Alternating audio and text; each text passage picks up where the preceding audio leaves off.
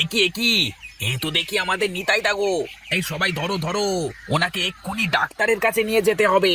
Ambulance ডাকো, ambulance ডাকো, আরে ধরো ধরো না। আহারে, বাড়িতে ছোট ছেলেটা বউটা অসহায় হয়ে গেল গো। বিধাতার এ কেমন খেলা! আমারই কি সর্বনাশ হলো রে!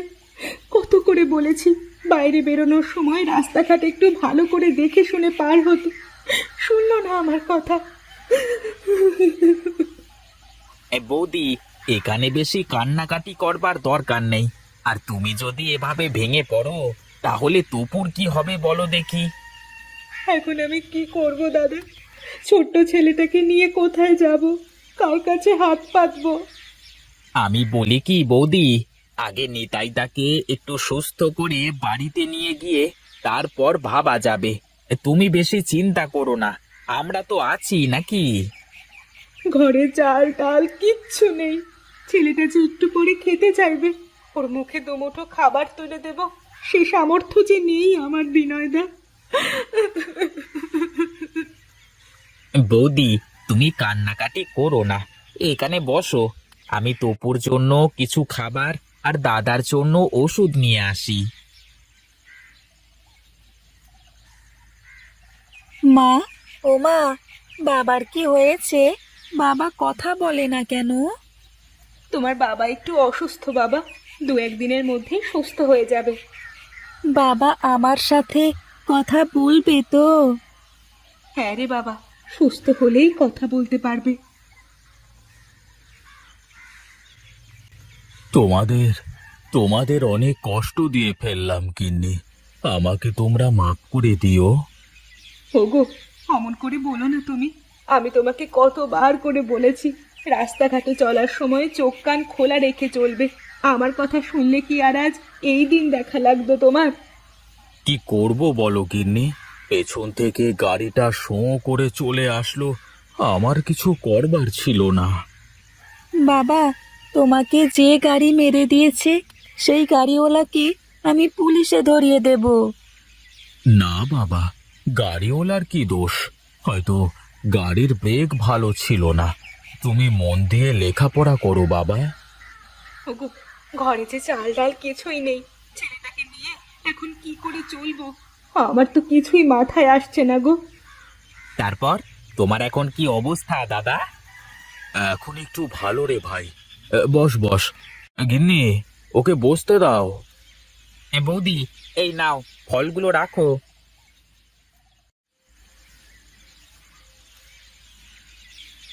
তুই যদি না থাকতিস তাহলে যে আমার কি হয়ে যেত। কিছুই হতো না দাদা, আমি না থাকলে আমার জায়গায় অন্য কেউ তোমাকে হাসপাতালে নিয়ে যেত। অনেক তো উপকার করলি ভাই, তুই আমার আর একটা উপকার করবি? বলো দেখি দাদা, যদি আমার সামর্থ্যের মধ্যে থাকে তাহলে অবশ্যই করব। তোর বৌদি আর এই ছোট ছেলেটা এখন না খেয়ে থাকবে, আমার তো আর কোনো উপার্জন নেই। তুই যদি একটা বন্দোবস্ত করে দিতে পারতিস। কি করতে হবে বলো দাদা? তুমি হলে না হয় একটা কাজবাজের ব্যবস্থা করে দিতে পারতাম, কিন্তু বৌদি তো মেয়ে মানুষ, তাকে দিয়ে কি করতে বলবো? একটা বুদ্ধি আছে দাদা, এই বৌদির হাতের রান্না তো আমি খেয়েছি। প্রতাপ বাবুর হোটেলের সামনে তো তোমার জায়গা আছে তাই না? ওখানে যদি বৌদি একটা হোটেল দেয়। কিন্তু হোটেলে তো অনেক খরচ দাদা, এখন অত টাকা কোথায় পাবো? আরে কিসের অত টাকা? গরিবের হোটেলে বেশি টাকা লাগবে না, দরকার হলে সবাই মাটিতে বসে কলা পাতায় খাবে। এভাবে কি লোকজন আসবে খেতে আমার ওখানে? ওসব তুমি আমার উপর ছেড়ে দাও বৌদি, তুমি তৈরি হও, কাল থেকেই আমরা হোটেলের কাজ শুরু করব। এখন তাহলে আমরা উঠি। কিছু মুখে দিয়ে যাও ভাই। না বৌদি, এখন আর কিছুই মুখে দেব না, অন্যদিন খাবো।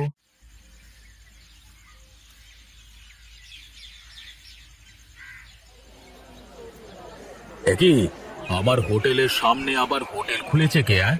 বুঝেছি, নিতাই অপায়েজ হয়ে ঘরে পড়ে আছে আর এখন ওর বউ এসেছে আমার সাথে পাল্লা দিয়ে হোটেল করতে।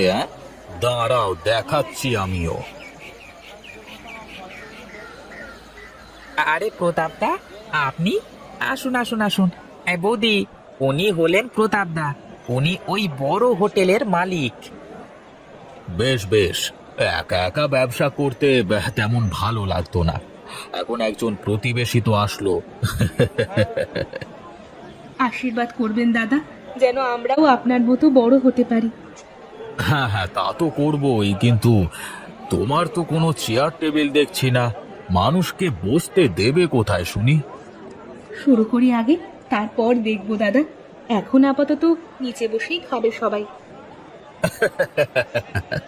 তা আবার হয় নাকি? খরিদ্দার কি আর ওই নিচে বসে খাবার খাবে? খাবে দাদা, আর তাছাড়া এখন আমার চেয়ার টেবিল বসানোর মতো পরিবেশ নেই, সবই তো জানেন বোধহয়। হ্যাঁ, তা তো জানি। তবে শোনো, আজই এই মাঝখান দিয়ে একটা ছোট করে বেড়া দিয়ে নেবে, যাতে করে তোমার হোটেল আর আমার হোটেল আলাদা করে বোঝা যায়, বুঝলে? ঠিক আছে দাদা, আপনি কোনো চিন্তা করবেন না, আমার জন্য আপনার কোনো ক্ষতি হবে না। কি ব্যাপার? প্রতাপ বাবু কি বলে বৌমা? কি আর বলবে, মাঝখান দিয়ে একটা বেড়া দিয়ে নিতে বলল। প্রতাপ বাবু পাকা ধানের বাউই, খুব ধুরন্ধর, একটু সাবধানে থাকতে হবে বৌমা। ও নিয়ে চিন্তা করো না কাকা, আমরা তো আছি সবাই। হ্যাঁ হ্যাঁ বৌমা, আমরা থাকতে তোমার কোনো ক্ষতি হতে দেব না, তুমি নিশ্চিন্তে ব্যবসা করো।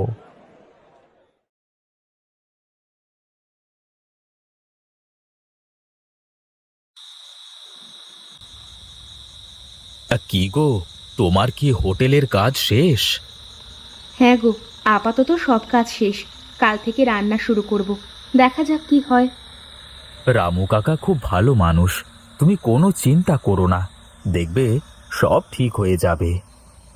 আমি কোনো চিন্তা করছি না গো, তুমি তাড়াতাড়ি সুস্থ হয়ে উঠলেই আমার সব চিন্তা দূর হয়ে যাবে। তুমি যেভাবে দিন রাত আমাকে সেবা করছো, তাতে করে দেখো আমি কয়েকদিনের মধ্যেই সুস্থ হয়ে যাব। মা, আর খাবো না আমি। আর একটু বাবা, এই তো, আর একটু। খেতে না চাইলে জোর করে খাওয়ানোর দরকার নেই গিন্নি। ঠিক আছে, তাহলে এখন চুপচাপ বাবার পাশে গিয়ে শুয়ে পড়ো।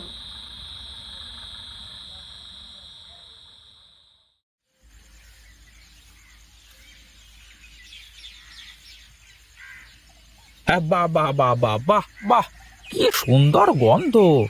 মনে হচ্ছে আমি আগে খেয়ে নিই। তো একটু খেয়ে দেখোই না কাকা।